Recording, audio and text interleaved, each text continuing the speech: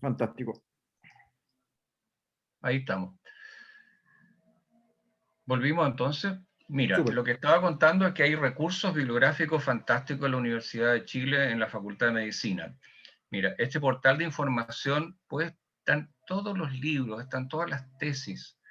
Hay además, están las revistas especialidades médicas, realmente hay enciclopedias disponibles gratuitamente para ustedes. Hay un enlace reciente de recursos sobre el COVID-19. El acceso a la US National Library of Medicine. Un buscador súper interesante que es el Semantic Scholar, que también usa inteligencia artificial.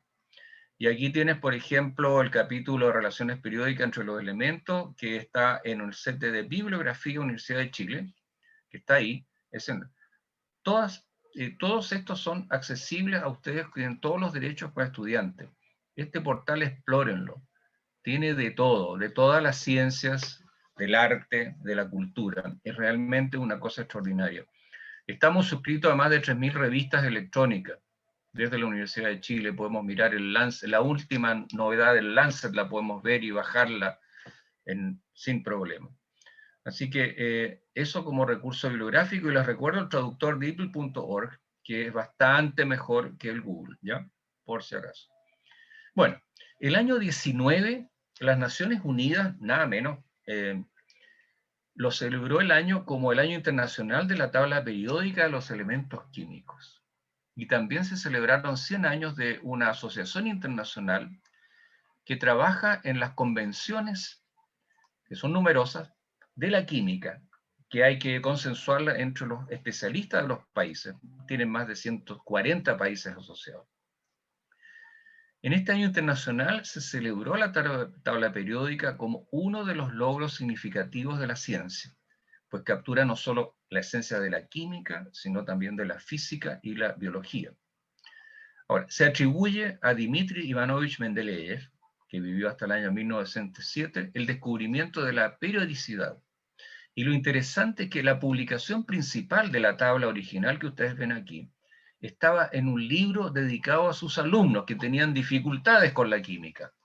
Y él preparó un libro de introducción a la química inorgánica, primera edición de 1869, donde para ayudar contó sus hallazgos en donde estaba encontrando periodicidades en las propiedades químicas de varios grupos de compuestos. Tenían nominados 1, 2, 3, 4, 5, hasta el 8.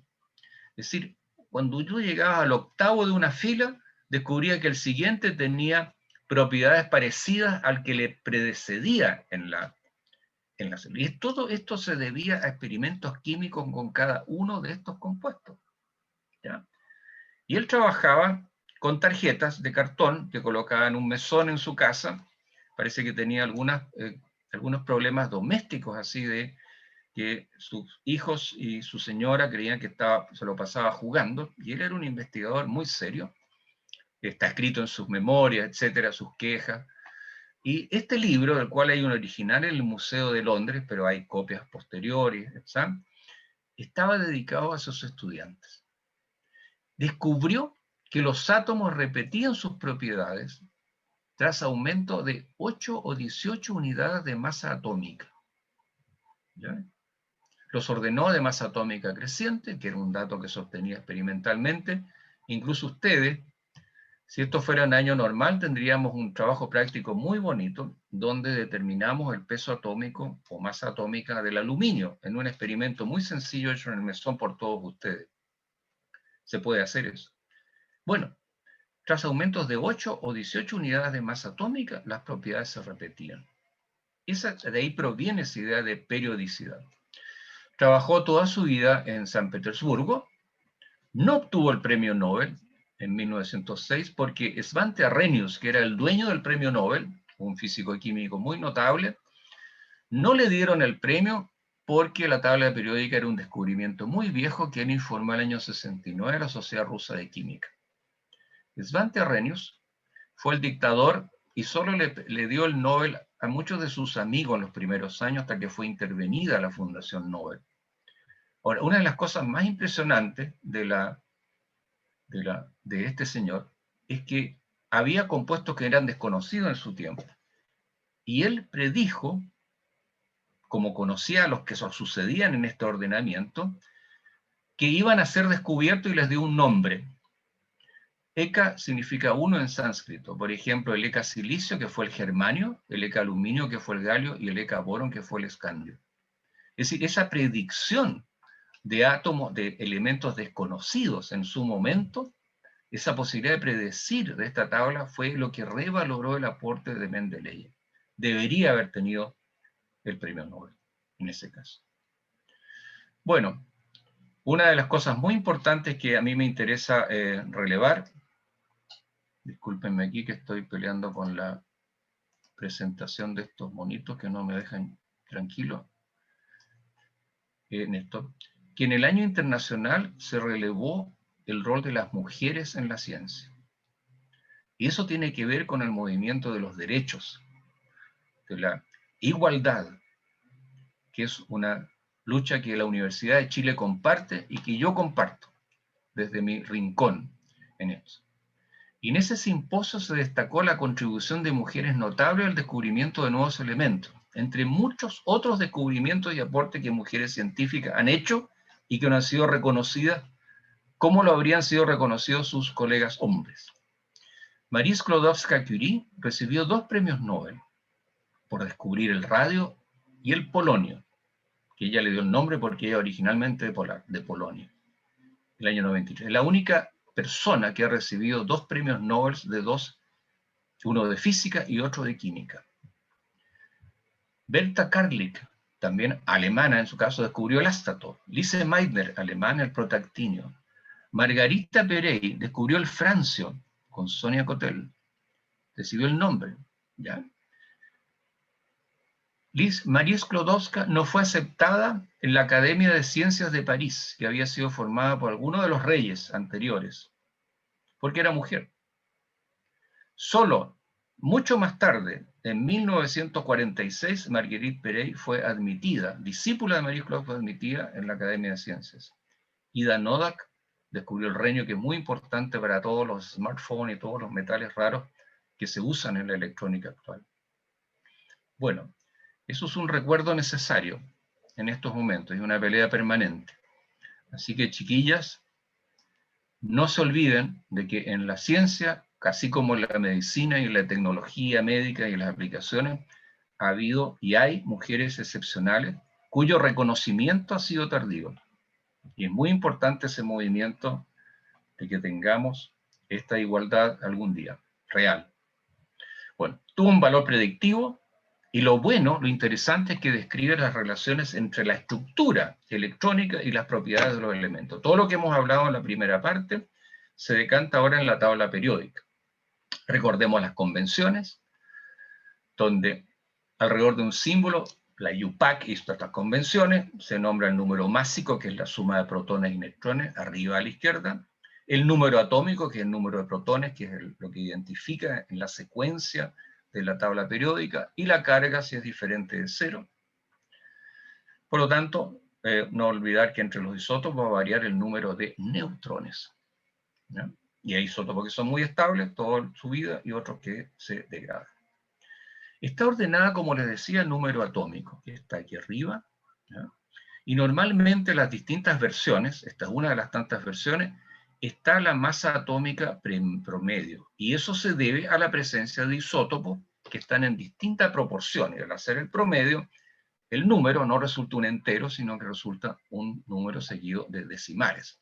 Carbono es 12,01, tiene carbono 13, carbono 14 y carbono 12. Algunos de ellos son muy baja proporción, como el carbono 14, por ejemplo. Otros son más presentes, habíamos visto un ejemplo del silicio, que está por aquí, en la figura anterior, 2809, porque ahí tiene 3 isótopos, etc. También hay convenciones para designar a los metales, lo van a ver con más claridad. Los metales, que es el grupo principal, este azulito más profundo, que corresponde a los grupos 1 y 2, y están acá también agrupados en esta parte. Los metales de transición, que son los celestes, que estarían aquí escondidos en esta huequito de la tabla periódica, que se colocan normalmente aparte, porque son bien numerosos. Aquí están las llamadas tierras raras, que son de uso estratégico en toda la electrónica moderna, en ese caso. Los metales de transición interna, los metaloides, que son boro, silicio, germanio, ástato, antimonio y telurio, y los no metales, donde están los gases nobles y varios de los elementos que son de importancia fisiológica, biológica. Ahora, las columnas son los grupos, persistiendo dos notaciones, y vamos a tratar de no confundirnos con ellas. La IUPAC habla de grupos del 1 al 18, y los grupos, la tendencia norteamericana es hablar de 1A a 8A, y grupos 1B a 8B, es un tema polémico, ¿ya? Las propiedades de los elementos de un grupo son similares, y para los elementos representativos, los números del grupo corresponden a la cantidad de los electrones de valencia, es decir, electrones que pueden participar en la formación de compuestos. El grupo 1 tiene un electrón disponible de arriba abajo, del litio al francio. Si vamos al grupo 5A, va a tener hasta 5 electrones disponibles, y por lo tanto hay una variedad de valencia, vale decir, de números de electrones que pueden ser compartidos, entregados o que pueden ser adquiridos en una reacción química. Los períodos que están a lo largo del 1 al 7, se diferencian los números cuánticos principales. Y el número cuántico principal tenía que ver con el nivel de energía. Bueno, el 1 solamente corresponde hidrógeno y helio acá, que tienen 1s, con un electrón único en 2, este sería 1s2. Ya litio, berilio, boro, carbono corresponden ya a que los números cuánticos principales ya son 2, ya llegan al 2, y así sucesivamente, al 3, al nivel 4, etcétera, etcétera, números cuánticos principales, que indica que a medida que avanzamos hacia abajo vamos a tener más y más orbitales, más externos, con mayor energía, etcétera. ¿Bien? Enlaces a versiones útiles, hay varios, pero yo les recomiendo esta que está actualizada, que va a quedar aquí para que ustedes cuando tengan puedan llegar y entrar. Y les voy a mostrar una versión que es un poquito anterior a la actual es extraordinaria, pero esta me resulta muy clara para explicar las cualidades de esta versión electrónica de la tabla periódica, donde no tienen que aprenderse más que lo esencial, porque si ustedes hacen un clic en alguno de estos elementos como el carbono, va a ir una link a la Wikipedia, que está bien revisada. Yo les digo que en química en español la Wikipedia es bastante cuidadosa y es usada. No está asociada a otros rincones de la Wikipedia que tienen menos actualización, no son tan serias. Entonces, ustedes hacen clic en el carbono, le va a salir el nombre del símbolo, su serie química, el grupo, periodo, masa atómica, configuración electrónica. Pero además va a haber una presentación muy completa de sus propiedades, del tipo de valencia, del tipo de compuestos que forman, etc. Y eso es para cada uno de los elementos. Por lo tanto, esta p-table, ¿ya? Es muy útil. Ustedes pueden, por ejemplo, hacer clic en propiedades, en la pestaña propiedades, ver los orbitales, mirar los isótopos y ver los compuestos. ¿De acuerdo? Y aquí está muy clara la diferencia, la clasificación moderna entre metales y no metálicos, y sus subgrupos y su estado en el cual se encuentran. Por ejemplo, aquí ustedes pueden ver los orbitales para el caso del calcio. Fíjense aquí que están los datos de la estructura electrónica. 1S2, 2S2, 2P6, 3S2, 3P6, 4S2. 4S2. El calcio está aquí, está en el periodo 4, por lo tanto el número cuántico principal N es 4, el más alto. Está en el grupo 2, significa que tiene a disposición 2 electrones para sus valencias. Eso se puede revisar después de los compuestos que se forman. Toda esa información está en la punta, y hay una versión para el teléfono, pero se ve un poquito chiquito, ¿ya? Yo diría, pero funciona bien. Estos son estábamos hablando de orbitales, este es el orbital del carbono, aquí está su estructura electrónica, también en cualquier momento pueden ir a hacer clic en el símbolo e ir a sus propiedades. Por ejemplo, perdón, yo estaba usando ya esto.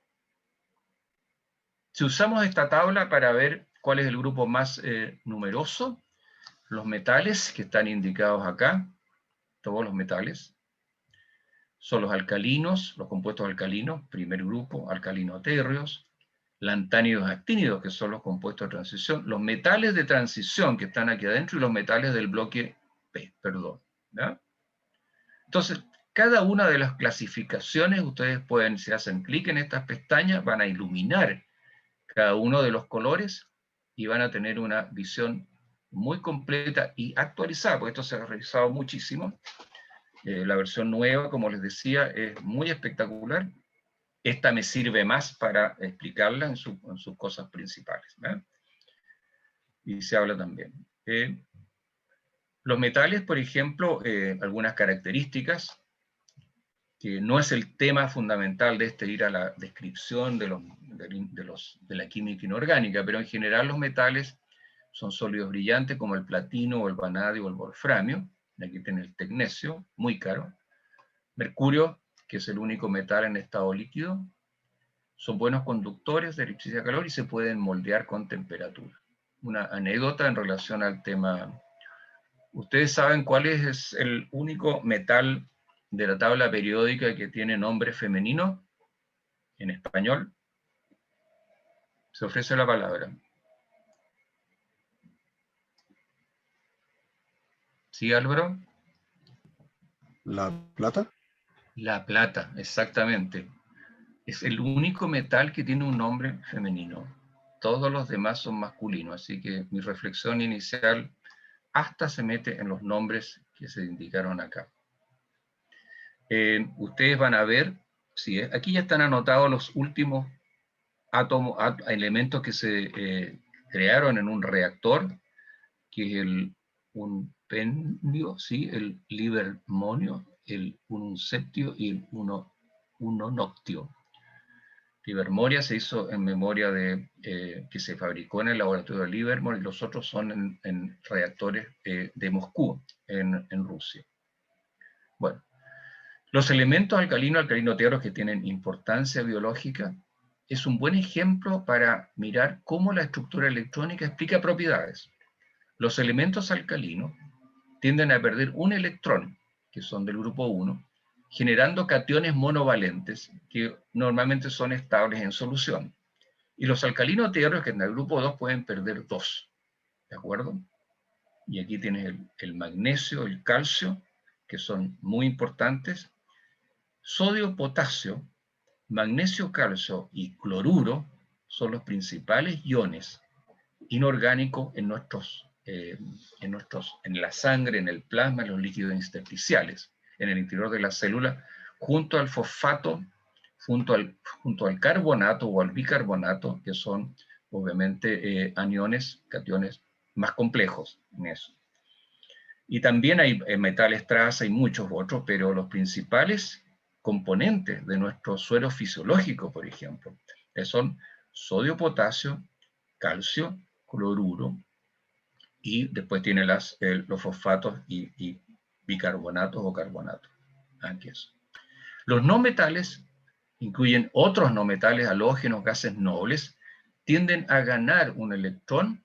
El oxígeno tiende a ganar 2, el nitrógeno 3, el carbono puede ganar 4, pero carbono, oxígeno y nitrógeno tienen otros valencias o estados de excitación que les permite formar muchos compuestos que son parte del área de la química orgánica. Estos metaloides tienen propiedades intermedias, se les llamó ánfidos anteriormente, y tienen semiconductores esenciales, es decir, son compuestos que pueden conducir la electricidad en un sentido y no en otro, dependiendo de cómo sea su cristalización. Y los de importancia biológica están aquí marcados, resaltados en rojo. Obviamente es lo que estaba mencionando, los principales iones, cationes, los principales no metales que están acá, donde el fósforo y el azufre están presentes, y entre los metales del grupo principal El hierro forma parte de la hemoglobina como parte integrante, cobalto es un cofactor, níquel y cobre son también cofactores esenciales, así como el zinc y el manganeso. En general hay microelementos en los sueros que son de importancia biológica, pero los principales están marcados acá, en este caso. ¿Bien? Ahora, la importancia que tienen en medicina nuclear y radioterapia, hay varios y todo es toda una especialidad en el caso de tecnología médica, lo que tiene que ver con imagenología, pero esto es para todas las carreras de la salud. Uno de los más importantes en el tratamiento de diagnóstico es el yodo, y es una forma, un isótopo del yodo que es inestable. Se utilizan en radioterapia y en diagnóstico isótopos inestables que se producen normalmente en reactores. El caso de la Comisión Chilena de Energía Nuclear, La Reina tiene un reactor donde se fabrican algunos de estos isótopos inestables de vida, como el tecnecio, que es el más importante, con lo cual se producen reactivos para la imagenología, los PET scanners, por ejemplo, u otros de este caso. Todo un campo para la radioterapia, y está aquí el radio que ya no se usa, el cesio es muy complicado, se usa otros como el cobalto, que es más manejable para radioterapia. Hay nuevos instrumentos en Chile para radioterapia que permiten focalizar mejor el tratamiento, para diagnóstico entre tecnecio y yodo la llevan. Es un tema bien interesante de aplicación.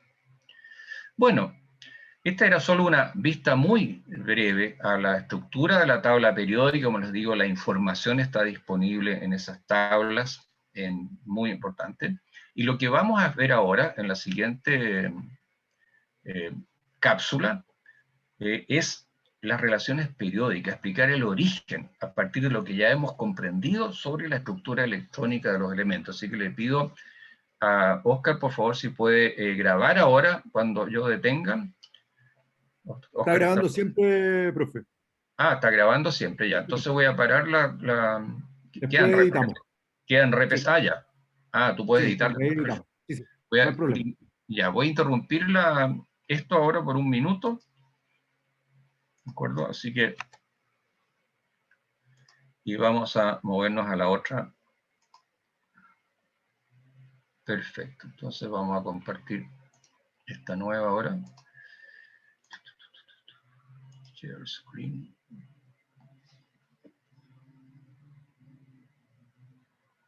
Cápsula así. Perfecto. Bien, ahí estoy compartiendo la nueva. Voy a pasar a la...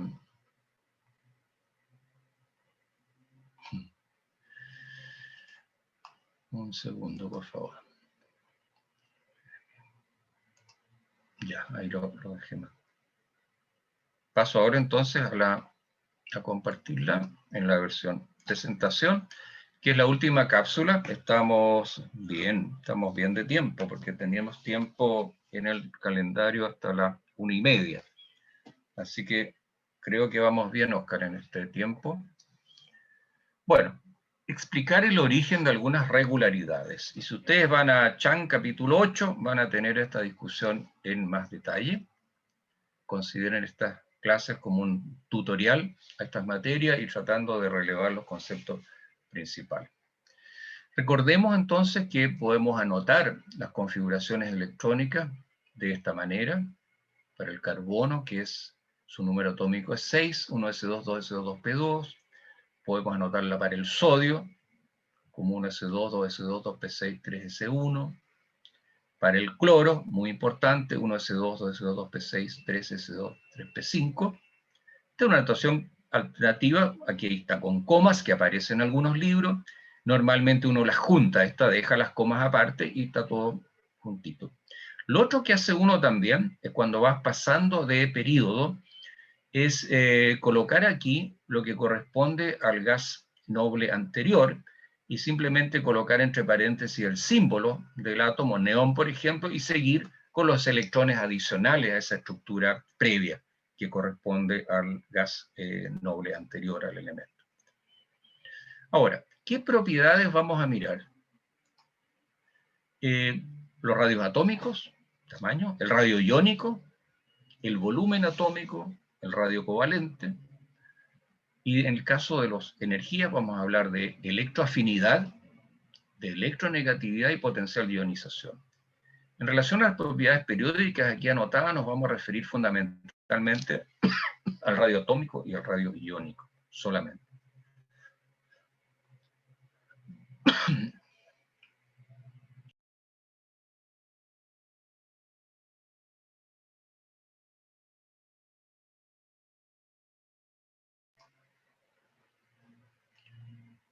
Bien.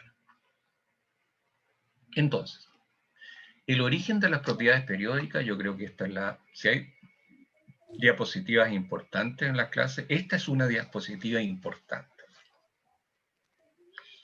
Recordemos, las principales fuerzas que mantienen la estabilidad de un átomo son la atracción entre los electrones y el núcleo, por una parte, y la repulsión entre los electrones.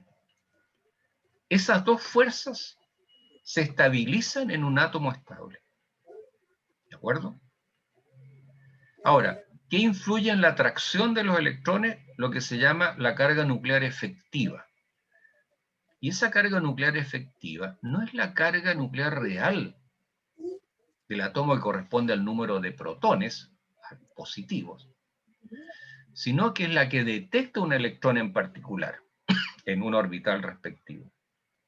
¿Y por qué se habla de carga nuclear efectiva? Porque tal como lo veíamos en una de las figuras anteriores, cuando tú tienes un electrón muy externo, a nivel 3, por ejemplo, los electrones que están debajo interfieren con la capacidad atractiva del núcleo, ¿ya? Y eso es lo que se llama apantallamiento. Por lo tanto, carga nuclear efectiva es lo que ese electrón efectivamente siente desde el núcleo, que está disminuida por el efecto interno de los electrones de orbitales. Rosa, ¿no te acuerdas? ¿De acuerdo? Entonces, la carga efectiva es la carga que puedes calcular tú, carga unitaria producida por los protones, afectada por este factor sigma que representa los efectos repulsivos, efectos de pantalla o apantallamiento. ¿Ya? Este sigma, todos estos valores se pueden medir, ¿ya? Y por eso existe una secuencia y figuras que voy a presentar a continuación donde están los datos experimentales sobre carga efectiva. Y fíjate aquí no estamos viendo, estamos en un periodo. A ver, estamos litio, berilio, boro, carbono, nitrógeno, oxígeno, flúor. Eso está a lo largo de la tabla periódica de izquierda a derecha. Cosas muy obvias, fáciles de entender. Si la carga nuclear efectiva es mayor, o sea, hay mayor número de protones por una parte, ¿ya? Y no son tan afectados por ese efecto de pantalla, va a haber obviamente una mayor atracción de los electrones externos. Mientras más efectiva sea la carga nuclear, mientras menos esté alterada, disminuida por la interferencia de los electrones intermedios, más fácilmente, con mayor efectividad, va a atraer a los electrones externos. En ese caso, eso será más estable y va a ser más difícil sacarlos para producir un ion. Y fíjate cómo varían de izquierda a derecha la carga efectiva. 1,28 el litio, que solo tiene 3 electrones. Es decir, es 1s2, 1s1. Es decir, un electrón afectado por los dos del 1s2. Berilio es 1,91. Tiene 4 electrones. El boro tiene 5, 2,42. El 6, 3,14. El 7, el nitrógeno 3,83. Oxígeno 4,45. Flúor 5,10. Y el neón, que tiene 10 electrones, 5,76. Es decir, que ha ido aumentando de izquierda a derecha, ha ido aumentando el número atómico, por lo tanto el número de protones. ¿Ya? La carga efectiva aumenta, pero no es 10, ¿no es cierto? Es 5,76 para el neón, no es 7 para el nitrógeno, solo 3,83. Es 5 para el boro y no 2,44. Incluso para el litio, en vez de ser 3, es 1,28. ¿De acuerdo?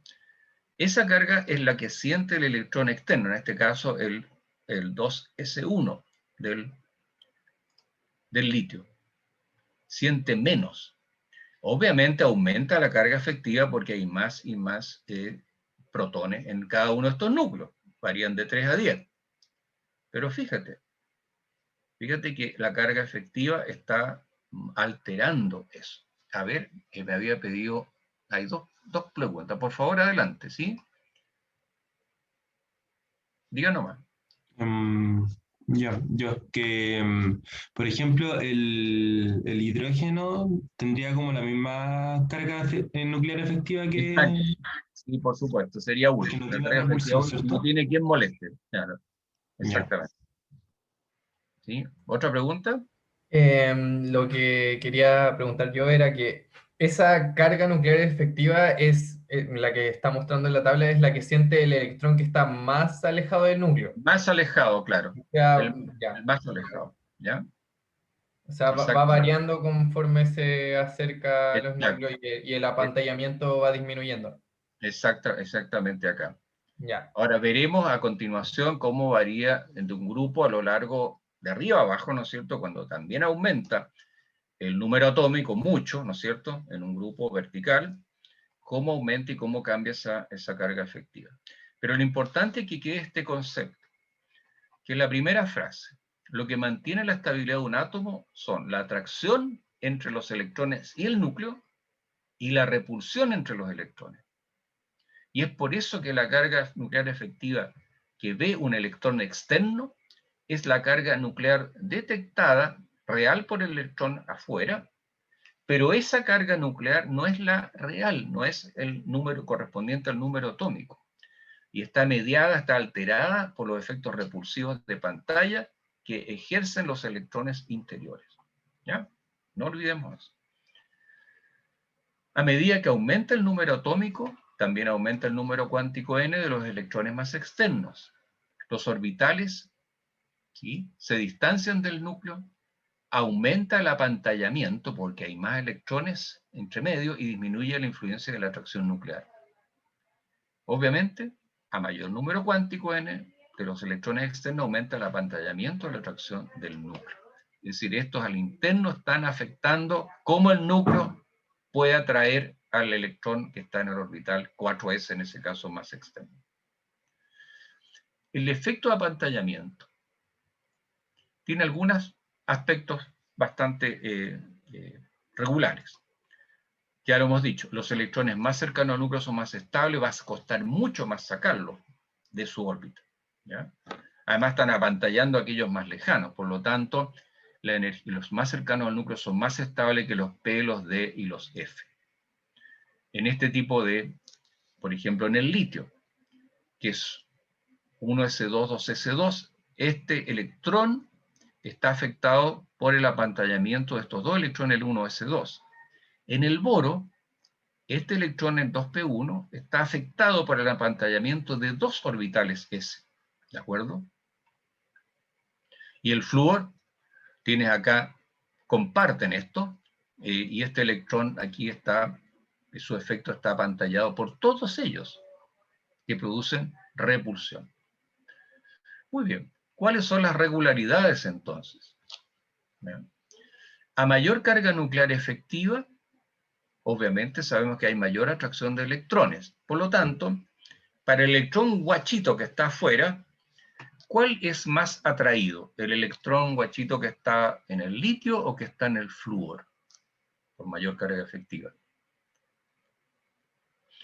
A medida que avanzamos hacia la derecha, ¿no es cierto?, va a haber una mayor carga nuclear efectiva y por lo tanto estos electrones F están como mejor controlados, por decirlo así, ¿ya? Y a medida que bajamos, ¿qué está ocurriendo? ¿Qué está ocurriendo? El número cuántico aumenta mucho. Fíjate que pasa del periodo 2, 3, 4 al 5, al 6 al 7. A mayor número cuántico n de los electrones externos, que están muy afuera, vas a tener una población de electrones internos y mayor apantallamiento. Por lo tanto, ¿qué está pasando aquí con esto? ¿Ya? ¿Qué ocurrirá, por ejemplo, con el radio atómico? Porque el radio atómico depende, obviamente, de cuán lejos se me pueden ir los electrones, ¿ya? Y se mide aquí, en la mitad de la distancia entre dos átomos, cosa que es medible. ¿Qué puede pasar? ¿Hacia dónde aumenta el radio atómico? Si lo definimos como consecuencia de la capacidad del núcleo de tener lo más cerquita posible a al electrón más externo. ¿Dónde vamos a tener mayor radio atómico? En aquellos electrones que están más controlados por el núcleo, que ven más carga efectiva o que ven menos carga efectiva. ¿Qué creen ustedes? Los que tienen menos carga. Los gases nobles.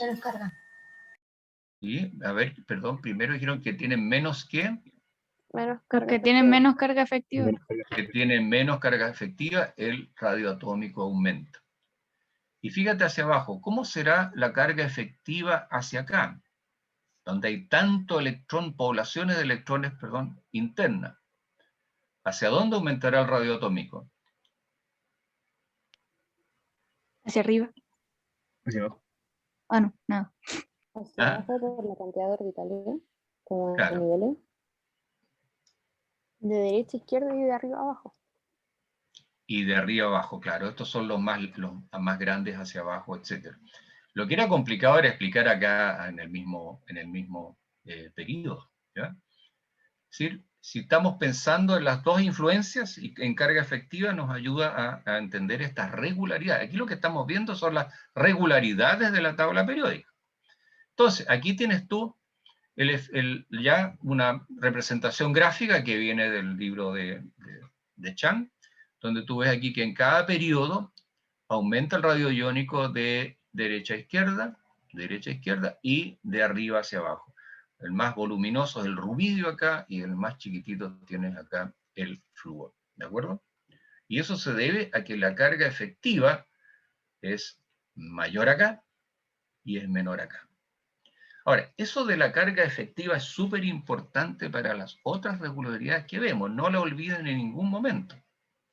Nos podemos preguntar, ¿cuál electrón cuesta más sacar?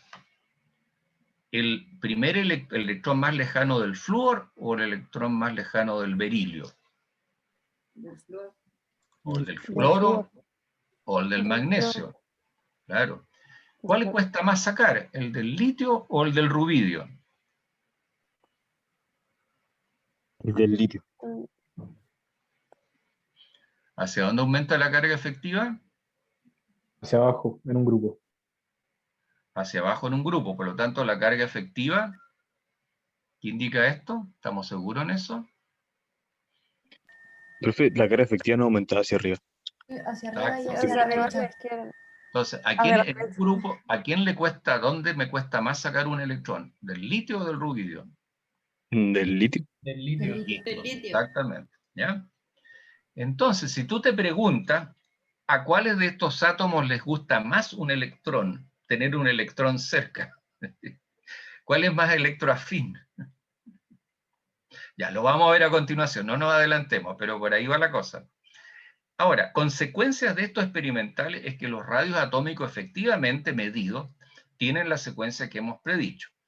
Por ejemplo, aumentan de aquí a acá, del flúor hasta acá, esto está en picometros, 10 a la menos 12 metros, y aumentan del hidrógeno al sodio hacia abajo. También aquí en el flúor, 64, 99, 114, 133. Es decir, es consistente con la idea de que la fuerza atractiva efectiva va disminuyendo de derecha a izquierda y también disminuye de arriba a abajo, por lo tanto es más difícil sacar el electrón al flúor que al litio, y es más difícil sacar del flúor que el yodo, ¿de acuerdo?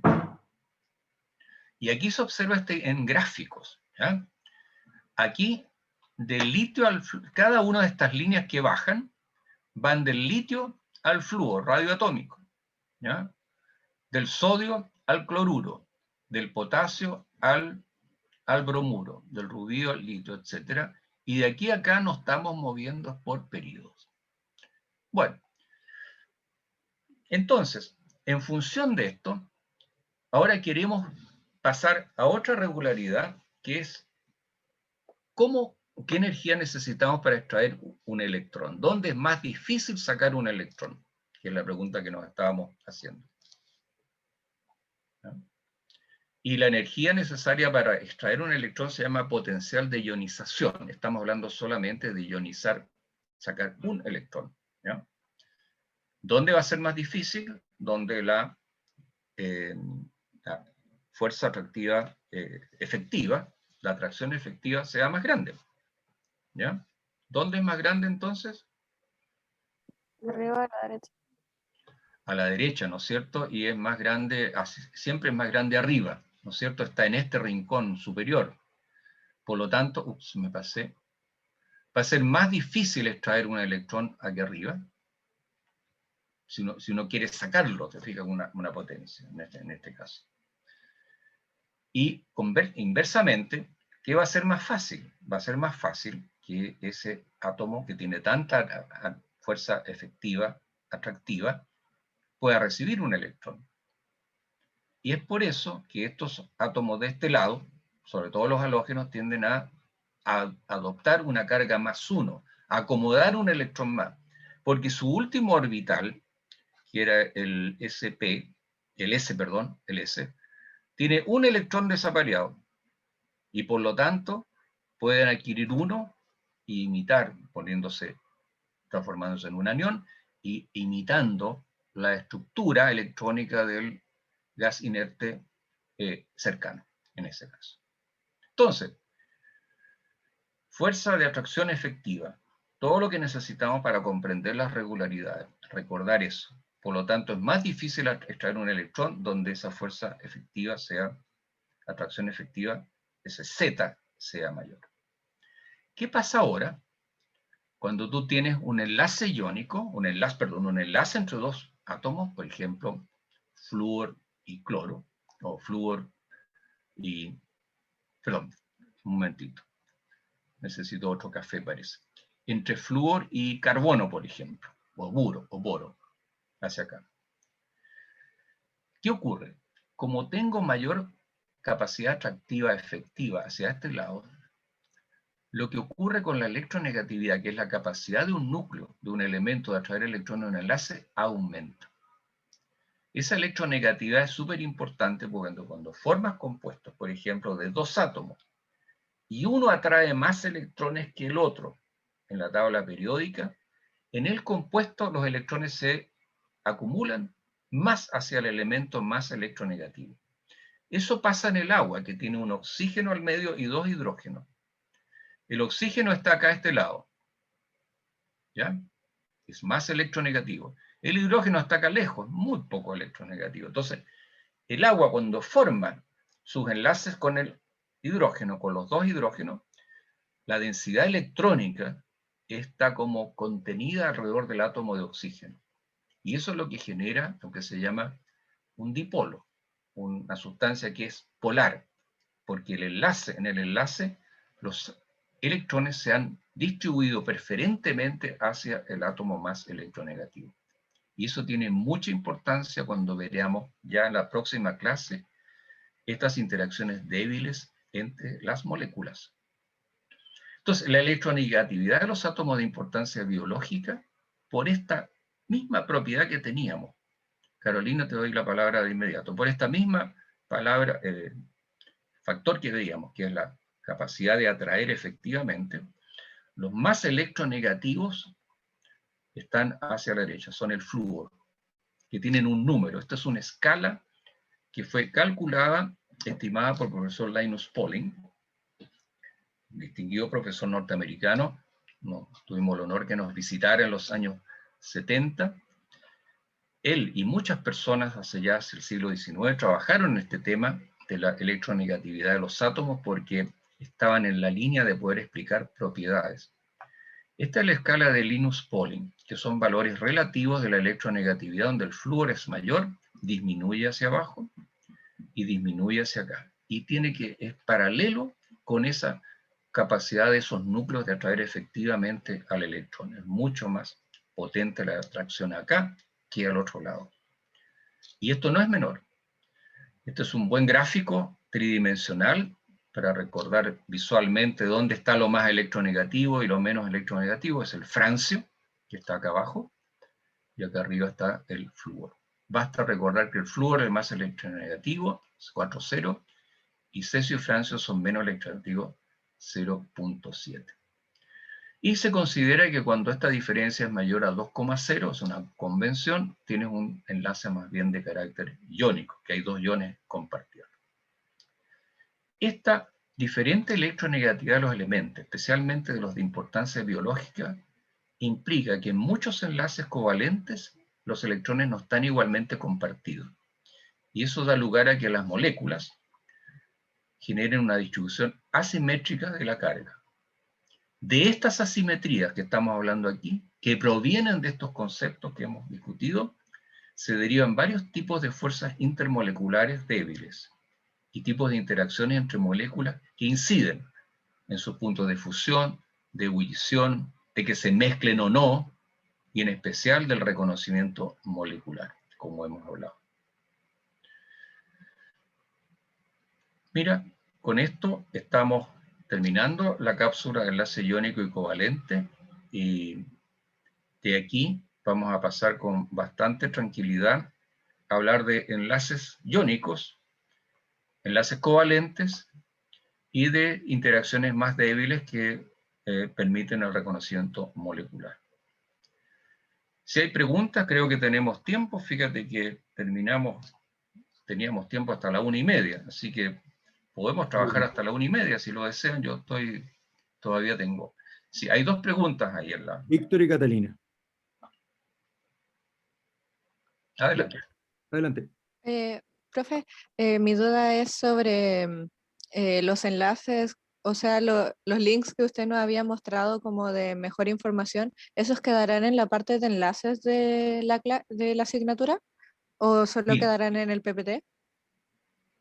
Están en el PPT, si es necesario les puedo mandar después a través de Óscar o de Marcelo, mandarles al chat o todos los enlaces, pero yo he visto que son perfectamente accesibles desde el PowerPoint, incluso lo puedes copiar, ¿ya? Para poder ingresar. Están todos los he chequeado que están actualizados y funcionan. Ah, ok, muchas gracias. ¿Por qué? ¿Sí? ¿Otra pregunta? Hola, profe, tengo una duda y una curiosidad. Muy bien. La duda es, ¿el efecto pantalla es eficaz cuando completamos un orbital? Me imagino, ¿no? Claro, los orbitales completos son los que ejercen ese efecto pantalla sobre los electrones externos, que son los que se llaman de valencia y son los que participan en los enlaces, en la formación de enlaces y compuestos. Entonces, mi curiosidad es que perdemos la irregularidad en los grupos 10, 11 y 12, ¿o no? ¿Perdemos la regularidad de qué, perdón? De la carga nuclear efectiva. Es posible, claro. Mira, todo esto tiene excepciones. Si vamos a la figura esta de donde teníamos como el radioatómico varía según el número atómico, te das cuenta que esto no es lineal, son tendencias, ¿ya? Y aquí tiene justamente en esta una especie de U, y acá también, y si uno mira a qué átomos tenemos acá, justamente están en los grupos que tú estás mencionando, ¿ya? Esto es el radioatómico. Pero si pensáramos en el tema de potencial de ionización o de electronegatividad, probablemente tendríamos también algunas excepciones. No sé si lo he mirado aquí. No, es bastante regular, aunque estos de aquí aparecen como más... Que aquí hay una diferencia entre el rutenio, rodio, paladio, osmio y el oro, ¿te fijas? Aquí como que destacan, se levantan. Sí, pero eso también se relaciona con su estructura electrónica y con el tipo de capa que se van llenando. Así que tu curiosidad está bien orientada. Y obviamente esto, como lo discute con cierto detalle el Chang, y esto realmente es materia de química, un curso de química inorgánica, hay excepciones como se observan acá, esta U, que se forma acá entre el cesio y el polonio. ¿Te fijas? Todo a lo largo de un periodo. Acá está el polonio, acá está el cesio. Voy a ir a la tabla periódica, el cesio hasta el polonio. ¿Te fijas? Entonces, justamente aquí, en este lado, donde está el iridio, plomo, platino, oro, mercurio, talio, plomo, donde se producen estas excepciones. Pero son tendencias generales, ¿ya? Y este caso de la electronegatividad potencial de ionización nos va a servir mucho para explicar tipos de enlaces y formas de reconocimiento molecular. Sí, Genial, hay cinco profesor. preguntas. Muchas Cinco gracias. preguntas. Adelante, por favor. Ay, profesor, a mí me quedó un poco la duda con la carga efectiva, porque como va aumentando hacia la derecha, ¿eso significa que entonces la atracción efectiva es como entre los electrones? ¿Puedes repetir la última parte? Porque se me perdió un poquito. Está inestable acá. Si puedes repetir Sí. la última parte de tu pregunta, sube de izquierda a derecha la atracción efectiva y... Y entonces eso significa que la atracción, como la efectiva, sería entre los electrones, ¿o no? No, no, no. La atracción la produce el núcleo sobre sus electrones. El núcleo tiene carga positiva, los electrones tienen carga negativa. Los electrones se repelen entre sí. Lo que va aumentando de izquierda a derecha es el número atómico, mayor número de protones, mayor número de cargas positivas en el núcleo, ¿ya? Pero no va de 3 a 10. Cuando llegas al 10, que es el flúor, la carga efectiva no es 10, sino que es algo como 5,8. Y eso se debe a que el electrón externo está siendo repelido, apantallado por los electrones más internos. Voy a ir a la figura respectiva para que lo miremos. El núcleo es el que ejerce la atracción. Los electrones solo se repelen entre ellos, ¿de acuerdo? El núcleo está aquí al medio. Y el electrón más externo es acá, está en 4s, es 1, dando vuelta por ahí. Este núcleo ejerce su atracción, pero como hay electrones acá entre medio, entre el 4s, los de acá abajo, estos están interfiriendo. Repelen a ese electrón, interfieren con la capacidad del núcleo de atraer al electrón más externo. Por lo tanto, lo atraen menos. ¿Ya? ¿Te fijas? Pero los electrones solamente se repelen entre ellos, son cargas iguales. Ah, ya, sí, ya entendí a lo que me refería. Perfecto, gracias, profesor. Bien, hay otras preguntas, ¿ya? Sí, adelante. ¿Profe, me escucha? ¿Sí? Sí. Que aparte de la electronegatividad, ¿esa era la única propiedad periódica que excluía los gases nobles o había otra? ¿Hay otra propiedad que excluye a los gases nobles? Sí, sí, Eso, aparte de la electronegatividad. mira, si vamos a electronegatividad, claro. Claro, lo que pasa es que la característica de los gases, esta es una propiedad que se define como aquella que se observa en la formación de un enlace. ¿De acuerdo? La electronegatividad la habíamos visto acá, la capacidad de un núcleo, de un elemento, de atraer electrones en un enlace. Por lo tanto, la electronegatividad se verifica cuando un elemento forma un compuesto con dos o más átomos. Y justamente la característica de los gases nobles es que es muy difícil que formen compuestos, lo hacen, ¿ya? Pero hay que realmente darles mucho, ¿ya? Por lo tanto, no están aquí incluidos, pero te podría mencionar un trabajo en el cual hay uno de estos elementos nobles, voy a ir a la tabla, deja recordarlo, creo que es el xenón, que forma compuestos con mucha dificultad, y lo forma justamente con los elementos del primer grupo, y entre ellos se forman dobles moléculas de esto, pero en condiciones bastante difíciles.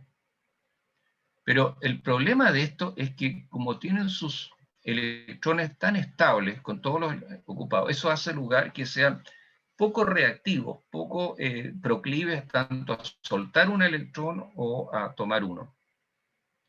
Por lo tanto, asignarles una electronegatividad, esto es prácticamente, corresponden a otro grupo, a otro equipo. habría que asignarle una electronegatividad 0, porque no les gusta nada. La respuesta seria es que esta propiedad se define con la capacidad del núcleo de un elemento de atraer electrones en un enlace, si se ha formado un compuesto. ¿De acuerdo? Por eso es la razón. Adelante, la otra pregunta. Profe, a Sí, mí Francisco. me quedó la duda de qué era la electroafinidad. Ah, ya, pues. No sé cómo Sí, se me fue. sí. La electroafinidad. Afín es un átomo, en este caso, no un enlace, a adquirir un electrón. ¿Ya?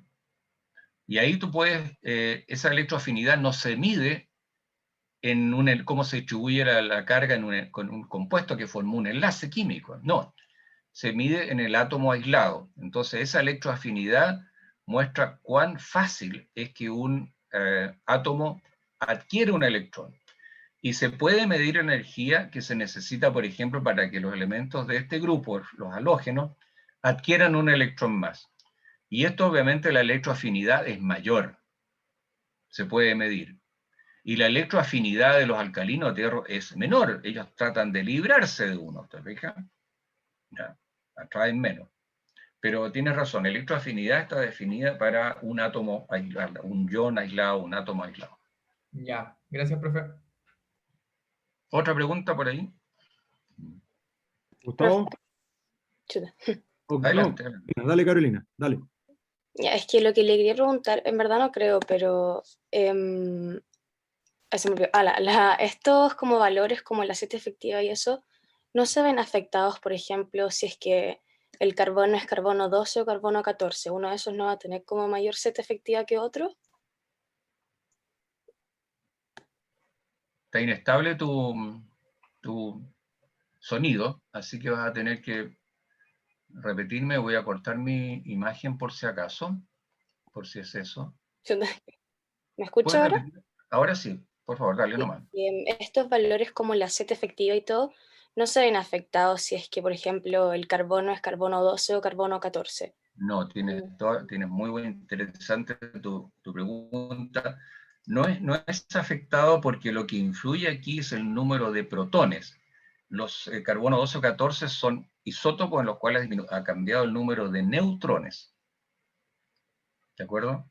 Entonces, la carga nuclear efectiva depende del número de protones, que son los que están cargados positivamente. Ah, ok. Gracias. Muy interesante tu pregunta. ¿Sí? ¿Otro? Profe. Yo igual tenía la mano levantada. Dale, no. Tenía una duda con la afinidad electrónica. ¿A qué se debe esa liberación de energía? ¿Por qué se libera energía? Cuando se libera energía dependiendo que el estado final del proceso sea más estable que el estado inicial. Eso es general de la termodinámica y la termoquímica. Todos los sistemas liberan energía en la medida en que el estado final al cual llegue el proceso tenga una menor energía con respecto al estado inicial. Por ejemplo, si tú empujas por calor un electrón a un orbital superior, eso no es estable, porque la vida del átomo pasa con los electrones en los estados basales, sin ausencia de estímulo. Entonces, ese átomo, al volver, tiene una manera muy particular de liberar energía. La libera en forma de luz. Y eso generó los espectros, ¿te fijas? La explicación es como por ¿Sí? como por la entropía, como el desorden, como lo más probable que pueda estar y es menos La energético energía, los cambios, los procesos que se miden a través de la energía libre influyen tanto fenómenos energéticos calóricos, medidos a través de la entalpía, y fenómenos que están asociados más bien al desorden molecular, que es la entropía. Son dos factores que inciden para que un proceso ocurra o no. Pero en general, todos los procesos, y eso lo va a ver muy bien el profesor Oscar, en la parte de termoquímica, todos los procesos en general transcurren hacia los estados más estables. Si yo tomo un lápiz aquí en mi mano, lo más probable es que si lo suelto caiga en el campo gravitatorio, una posición más estable que está abajo. Eso por nombrar un ejemplo muy, muy simple. ¿De acuerdo? Muchas gracias, me quedó muy ¿Ya? claro. Gracias. ¿Sí? ¿Otra pregunta? Yo, profe, ¿Rafa? Diego. Dale, dale, dale. Sobre los lantánidos y actínidos, ¿son todos del grupo 3? Es que en la tabla periódica, o sea, en realidad es como más una curiosidad porque nunca entendí como a qué grupo Lantánidos y pertenece. actínidos. Los lantánidos y actínidos están en la tabla periódica, son los elementos 57 a 71 en el periodo 6 y el 89-103. Si los dibujaras aquí adentro, tendrías que tener una tabla periódica que se te sale del cuaderno, así más o menos. Por eso, convencionalmente se toman esto y se escriben normalmente abajo, como lo tienes en este caso. ¿Ya? Pero están aquí, pertenecen al periodo 6, sin duda. ¿Y el 6 de qué depende? Depende del número cuántico principal, el de energía. Todos tienen el nivel 6 en el caso este, y todos estos tienen el nivel 7. Y están acá descritos paralelamente a la tabla para poder ubicarlos. ¿Se entiende? Sí. Pero yo Era tu preguntaba por el grupo. Ah, Sí, por el son grupo. todos No, del grupo 3. cada uno sigue perteneciendo al grupo que está indicado en la línea vertical. Ah, ya. A eso me Ya, preguntaba. bueno. Disculpa, ahora te entiendo, claro. No, ellos pertenecen a los grupos respectivos. ¿Y esos grupos de qué dependían? ¿Te acuerdas? De los electrones de valencia. Eso. ¿ya? Vale, profe. Muchas gracias. De los electrones que están disponibles en los niveles superiores. ¿ya? Que están más lejos y por lo tanto pueden intercambiarse, los otros están demasiado juntos. Es más, no se olviden, especialmente en tecnología médica, que si tú quieres generar rayos X, tienes que sacar electrones de adentro, de los que cuestan mucho, ¿ya? Y eso se hace en un tubo así de vacío con energía, y ahí emiten, se levantan esos electrones orbitales superiores, y como eran tan estables, su devolución liberan energía en forma de radiación electromagnética de altísima frecuencia, los rayos X, y que pueden penetrar y usarse en imagenología. Eso. Otra pregunta. Carlos Baeza. Carlos. Sí. Hola, disculpe. Hubo algo que no me quedó bien claro sobre cómo aumentaba la carga nuclear efectiva. Entendí más que nada los efectos y hacia dónde va dirigida como el aumento, pero no tanto como el origen para que aumente. El origen de que, si pensamos que los electrones no hacen nada, ¿ya? El origen es la carga nuclear de los protones que tienen carga positiva. Entonces, en esta diapositiva, el número atómico, que es el número de protones, aumenta de izquierda a derecha en la tabla periódica. ¿Ya? Y si no pasara nada, los electrones fueran transparentes, la carga efectiva sería 3, 4, 5, 6, 7, 8, 9, 10, en esta escala relativa. Pero, como a medida que tú avanzas, ¿no es cierto?, comienzan a llenarse otros niveles y los electrones externos comienzan a estar más lejos del núcleo, se entrometen los electrones que están en orbitales intermedios. Y estos se repelen entre ellos y repelen al de afuera. Y al hacer eso, disminuyen la carga efectiva que proveen los protones. Y si era 10, en el caso del flúor, te queda como 5,8, por la interferencia de los electrones intermedios. ¿De acuerdo? Sí, pero lo principal, como tú bien dices, es la carga del núcleo. 3, 4, 5, 6, 7, 8, 9 o 10 protones. Pero lo que queda va a depender de algo muy importante, que a medida que avanzas en la tabla periódica, aquí comienzan a aparecer, como estás cambiando de grupo, empiezan a aparecer más electrones entre medio, ¿ya? En orbitales más cercanos al núcleo. ¿Se entendió, Carlos? ¿Sí? ¿Quién le toca? Sí, profe, que al tiro bajo mi mano, que era con respecto a lo mismo de la carga nuclear efectiva, o sea, perdón, del efecto pantalla, que no me queda bien claro en la tabla periódica hacia dónde aumenta. Porque... Mira, si vemos aquí, podríamos tomar esta tablita y ponerla en el Periodo respectivo, voy a irme a la tabla. Periodo respectivo. ¿Dónde estábamos? En rubidio. ¿Dónde partíamos? Se me perdió. Deja volver atrás. Litio, berilio, boro, cal. Litio, berilio, acá está. Oye, me molesta la... Dame un segundito para mover esto. No me permite. Y aquí lo voy a achicar. Aquí lo achiqué ya. Mira, nos estamos moviendo en el periodo 2, litio, berilio, boro, carbono, nitrógeno, oxígeno, flúor. ¿De acuerdo? Y aquí vemos... aquí estaba la tabla, justamente lo puse en mi diapositiva. Aquí la tenemos. Esto es lo que estamos diciendo. Nos estamos moviendo en este periodo 2, 2, 3, 4, 5, 6, 7, 8, 9, 10. Y lo que vemos es que la carga efectiva, en vez de ser, en estas unidades relativas, variar de 3 a 10 entre el litio y el flúor acá a la derecha, los valores que se observan es que es de 1,28 a 5,76. Están afectados. Entonces la carga nuclear efectiva, evidentemente, está alterada, pero sigue aumentando de la izquierda a la derecha. Pero no es la óptima, no es 10, no es 9, perdón, no es 9 para el flúor, ni es 10 para el neón, es menos. Pero el hecho experimental es que sí está aumentando del litio acá. Por lo tanto, todo lo que se desprende anterior depende de que hay un núcleo que puede atraer más. Por lo tanto, si el flúor, su núcleo atrae más porque tiene más carga efectiva, va a ser más electronegativo, va a ser más electroafín, el radio iónico va a ser menor porque van a estar más compactados los electrones, etc.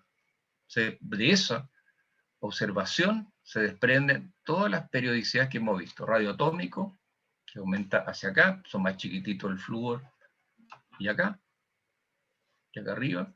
Y como tiene más carga efectiva este litio que acá, es más grande el litio, es más chico el litio que el cesio hacia abajo.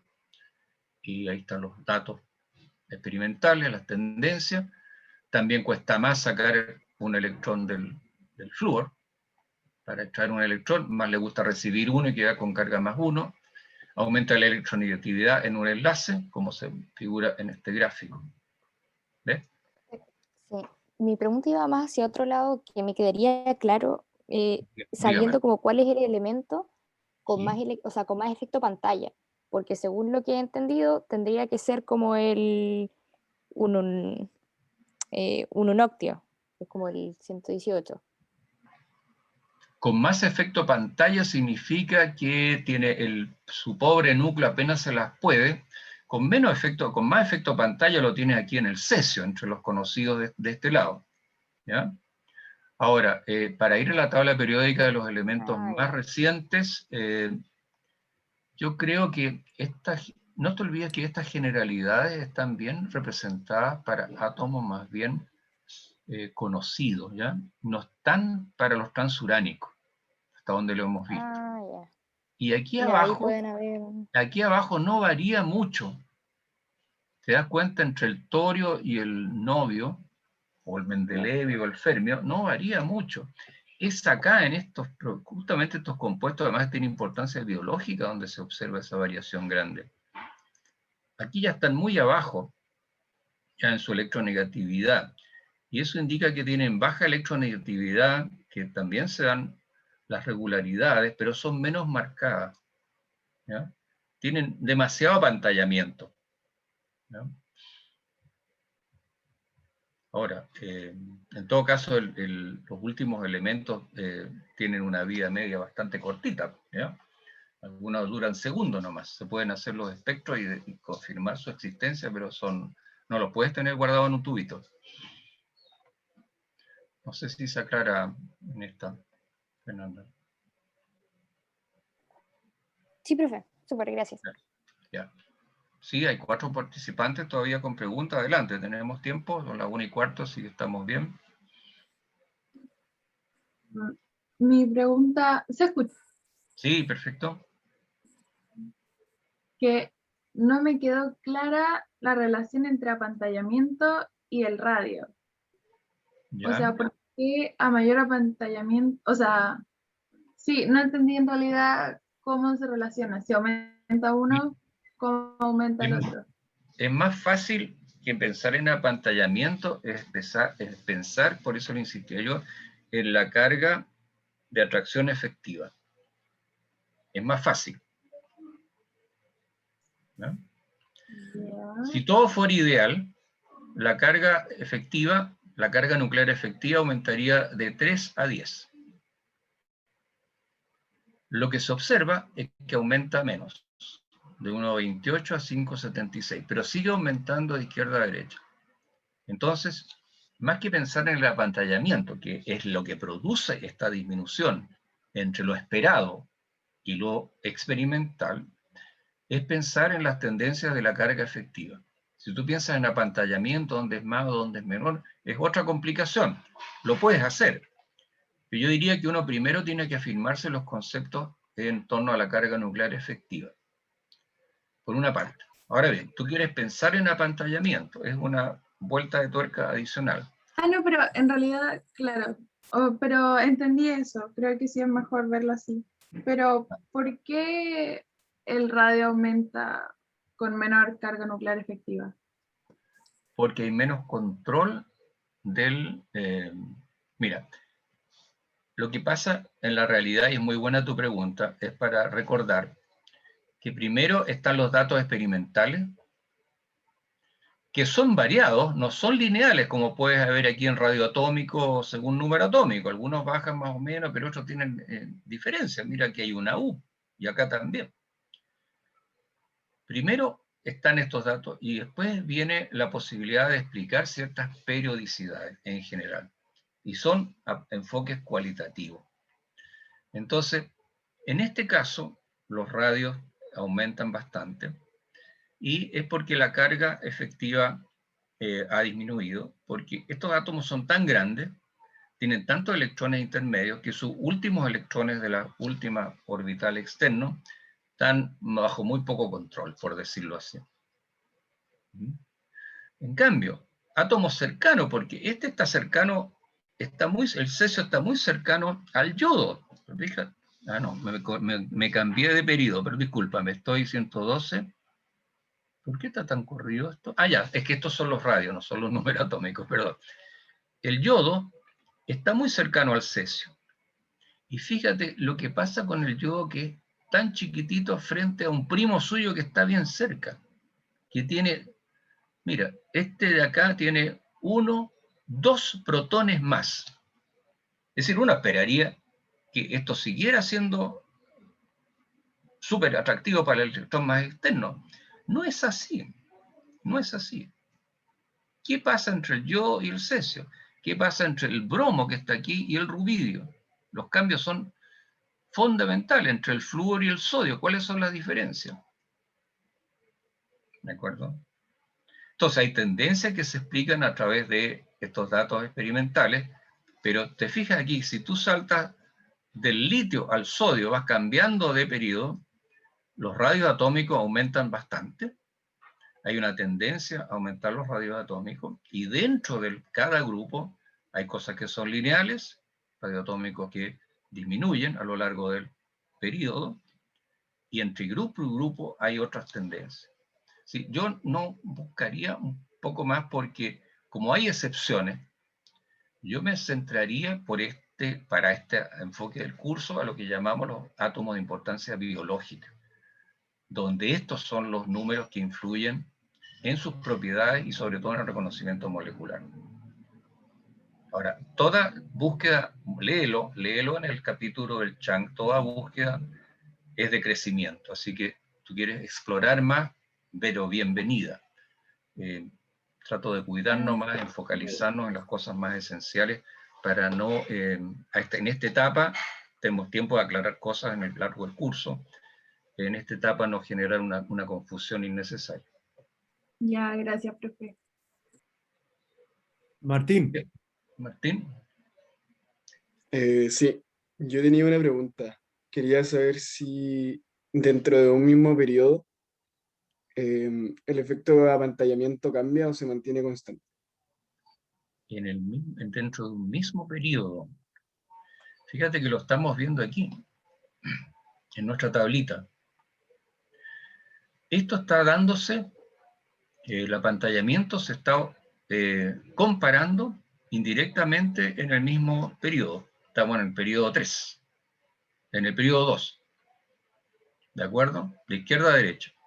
Y ahí tú ves cómo la carga teórica está afectada. Por lo tanto, tú puedes ver de aquí a acá, puedes tener una estimación de cómo es el apantallamiento. Y eso es lo que se llama el factor sigma, que lo teníamos en la definición. Y hay tablas de sigma, pero tú podrías calcularlo. Es una diferencia que está aquí. Entre 3 y 1,28, 4 y 1,91, podrías hacer tú el gráfico de esto. Lo puedes obtener de ahí.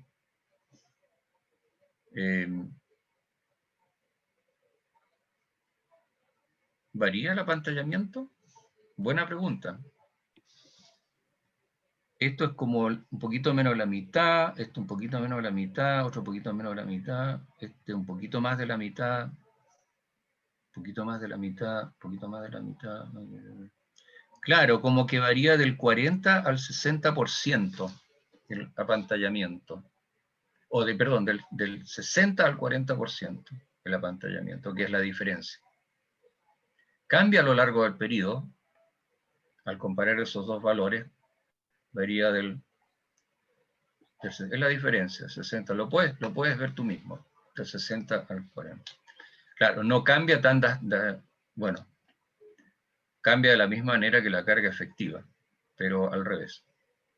Si lo ves en porcentaje, probablemente cambia. Debería cambiar de manera comparable. No sé si me expliqué. Sí, creo que sí. Gracias. Lo otro es lo que tenía siempre duda, es cómo se ordena como los orbitales en la configuración electrónica. Porque por lo que tengo entendido, como que el primer número, que es el primer número cuántico, se refiere como a la distancia. No, el 1 tiene que ver con nivel de energía. Pero no es la distancia como del orbital con respecto al núcleo. El 1, ese es el más cercano al núcleo en todos los átomos. El 2 es el que sigue, que uno lo puede asociar a una zona nebulosa de un diámetro mayor. ¿Ya? Y los 3S son cada vez más afuera. Pero el problema es que con los P y los D las cosas están entre medio. Porque son lóbulos. Sí, con eso tengo... ¿Te fijas?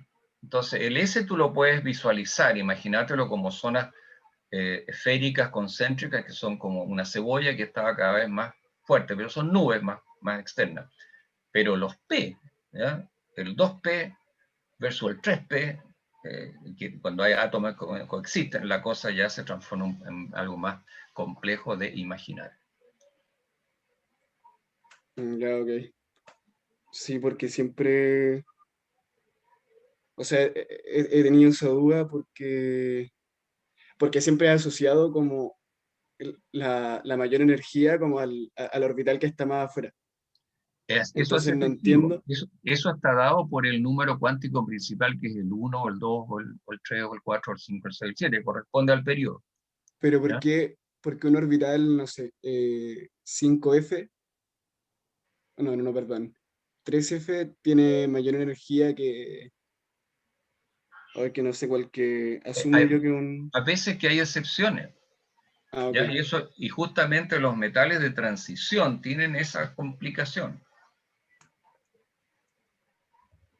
Ya, muchas Pero gracias. no, mira, hay una de las cosas que aprende en tratar de explorar esto, que hay que rendirse a la evidencia de que hay cosas que no puedes visualizar fácilmente. Eso pasa cuando hablas de más dimensiones que las 3 existentes y el tiempo. Incluso hacer un diagrama de las 3 dimensiones con el tiempo, llevaron a un físico muy importante, a Feynman, a hacer unos gráficos especiales donde él pone los 3 ejes del espacio en un plano y hacia arriba el tiempo. Y tiene toda una notación sobre eso, pero meterse en esos gráficos de Feynman donde trata de, además lo hace en una hoja, dibuja eso en una hoja que tiene 2 dimensiones. Entonces, tener 3 dimensiones en el plano y una para arriba, que el tiempo, es complicado. Uno se rinde a la posibilidad de estar aprovechando la expresión matemática de esto para hablar de niveles de energía. Aquí nos centramos en aquellas regularidades que son relevantes, obviamente, a lo que estamos viendo, y que tienen una contraparte experimental, como esta. Como estos valores que son reales medidos, y como estas, el radio atómico, y como la electronegatividad. Pero tu duda la tuvieron los físicos por muchos años y finalmente decidieron no imaginarse. ¿Cómo te imaginas que una partícula tiene propiedades de partícula y de onda? Los datos de experimentos indican eso. Es más fácil imaginarse que la luz se curva con un campo gravitatorio potente, cosa que se confirmó la teoría general de la relatividad de Einstein. Es más fácil imaginarse a la luz que se curva, y no que es el espacio el que se curvó gracias a la gravedad. Bueno, ¿alguna otra pregunta? Creo que queda una todavía. Las últimas dos, Incayay y Emilia. Ya, Y adelante. cerramos. Ya, yo quería como confirmar un par de cosas. No sé Sí. si se escucha bien. Un poquito más fuerte. Ah, Está bien. ¿sí? Te escucho, sí. Ya. Entonces, en términos generales, a menor carga nuclear efectiva hay mayor apantallamiento y mayor radio atómico. Eso creo que, porque se me cortó un poco, entonces lo que puedo entender. No sé si puede confirmar o corregir esas cosas. A menor carga efectiva hay mayor apantallamiento, es la consecuencia del mayor apantallamiento, claro. Fíjate acá, la ecuacioncita es simple, pero hay que manejarla. Z efectiva es igual a la carga ideal, que es el número de protones, menos este factor sigma de apantallamiento. ¿Ya? Entonces, para un átomo, o para dos átomos distintos Z, la carga efectiva va a estar generada por su número de protones, que puede ser 9 para el flúor o 4 para el berilio. Pero el sigma, que es el efecto de los electrones intermedios, altera ese valor, por lo tanto, la carga efectiva va a ser la resta de Z de este factor sigma, que normalmente se obtiene de manera experimental. ¿De acuerdo? Es el balance entre estos dos. Entonces, a mayor carga efectiva, que estás acá, la pregunta es si hay más apantallamiento. Esa es la pregunta que tú me haces. ¿Aló? Eso tenía la duda. Lo estábamos discutiendo con un compañero anterior. Esto pasa de 1,28 a 5,76. Y uno podría despejar el sigma, que es la expresión numérica del apantallamiento. Y bueno, va a variar entre la resta de 3 menos 1,28, 4 menos 1,91. Debería hacerlo yo para la próxima clase. Y ahí tú verías cómo varía el apantallamiento. Aquí es un poquito menos del 50% y aquí es un poquito mayor al 50%. ¿Ya? Es el valor complementario. Tú lo podrías sacar, calcular y responderte a ti mismo. Por ejemplo, 9 menos 5, 10. ¿A cuánto equivale eso? 9 menos 5 es 4, es 3,9. Sería el sigma, 3,9. ¿De acuerdo? 4 menos 1,91 es 2,08. Apantallamiento aquí es 3,9 y aquí el apantallamiento como sigma es 2,08. Un poquito más de 2 y aquí un poquito menos de 4.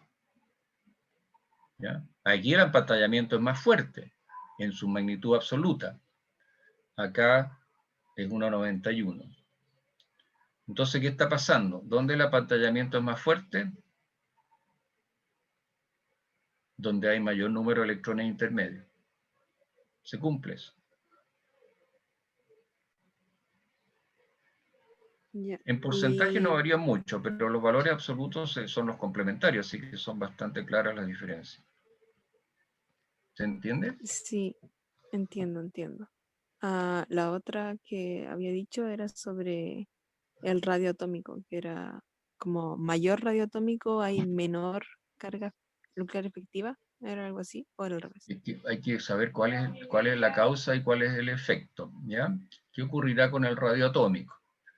¿Ya? El radio atómico aumenta hacia la izquierda,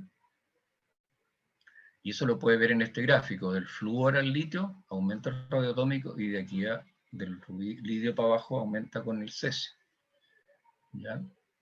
Y eso se debe acá que la carga efectiva para el flúor es mayor, obviamente, a la del litio, y la carga efectiva del litio es mayor que la del cesio, acá abajo.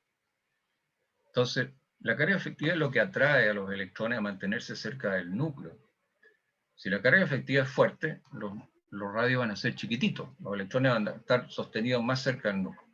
Si la carga efectiva disminuye, como disminuye hacia la derecha, el átomo se agrandan, y obviamente se agrandan hacia abajo porque hay mucho más apantallamiento, mucho más competencia de electrones que repelen al más externo, y el radio es mayor.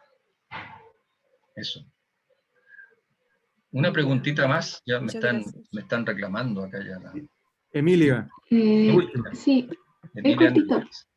Que es como para confirmar algo que me habían dicho en el colegio, que me ayuda harto a visualizar, que tiene que ver como usar de referencia los gases nobles para ver como los elementos que botan electrones más fácil, por así decirlo, ¿sí? Y los que atraen más fácil. Claro. Entonces, por la regla del octeto, que se llama. Sí, que por ejemplo con los metales del grupo 1, como ejemplo, que tienen que botar un electrón para estabilizarse, por así decirlo, y ser más parecido a los gases nobles. Claro. Entonces, al revés con el flúor, por ejemplo, que necesita uno para hacer como los gases nobles. Entonces ahí me con guía uno como más. Claro. Cuando necesitan más energía, menos energía, como con el potencial de ionización, por ejemplo. ¿Cómo está bien esa referencia? Sí. La regla del octeto es bastante popular y se ha aplicado y funciona en general, sobre todo para los halógenos o para los alcalinos que están inmediatamente cercanos al... Pero se cae cuando te vas a los átomos intermedios, claro, los que están dentro de los metales o no metales, ¿ya? Sí, lo Pero usaba para referenciar, por ejemplo, en la tabla periódica, si aumentaba hacia arriba o abajo o cosas así. En todo caso, se cumple, para estos átomos es una regla muy antigua que tiene validez, pero una validez limitada por las excepciones que ocurren al centro de la tabla periódica. Pero efectivamente explica bastante bien, de manera muy económica, el porqué, aunque no es el porqué profundo. El porqué profundo lo estamos tratando de mirar acá con los datos experimentales de carga efectiva y apantallamiento. Explica por qué el flúor tiende a ganar un electrón en su última capa y por qué los alcalinoteros tienden a ceder uno, porque tienen uno guachito en la última capa. Eso. Sí, es como para referencia, como si se me olvida algo, ahí me acuerdo más o menos. Y Lo ahí me voy puedes acordando usar. más cosas. Sí, no va a haber problema. Gracias. Yo les agradezco mucho. Ha sido un poquito largo, pero para mí muy entretenido estar con ustedes y con tener tantas preguntas y participación. Así que le agradezco a Óscar la invitación y a Marcelo. Hay 210 todavía a esta altura del partido, así que me parece una buena asistencia. Muchas gracias. Nos veremos entonces en la próxima, que va a ser sobre enlace químico, para las 2 secciones de medicina, y nos toca tecnología este viernes. Exacto. Este viernes a las 10:15 nos tenemos enlace químico. Exacto. Muchas gracias. Ahí está el dato de lo que viene, perdón, ahí está el dato de lo que viene, enlace iónico y covalente, los capítulos del Chang que pueden mirar, en ese caso. Ya, Profe, gracias. Profe, gracias. Muchas gracias. Gracias. Gracias. Gracias. Gracias.